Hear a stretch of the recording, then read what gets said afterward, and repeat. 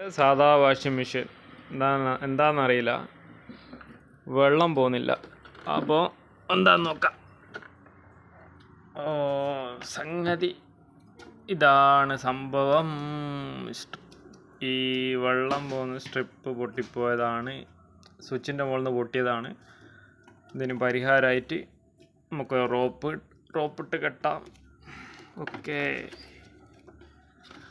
റോപ്പിട്ട് കെട്ടി ഇത് വലിച്ചാൽ വെള്ളം പോകും. തൽക്കാല പരിഹാരം. സർവീസുകാരെ വിളിച്ചു കഴിഞ്ഞാൽ ഇപ്പം കുറച്ച് ഡിമാൻഡല്ലേ. അപ്പോൾ തൽക്കാല പരിഹാരത്തിന് സെക്കൻഡ് വെച്ച് ഇങ്ങനെ വലിച്ച് കെട്ടി ഇത്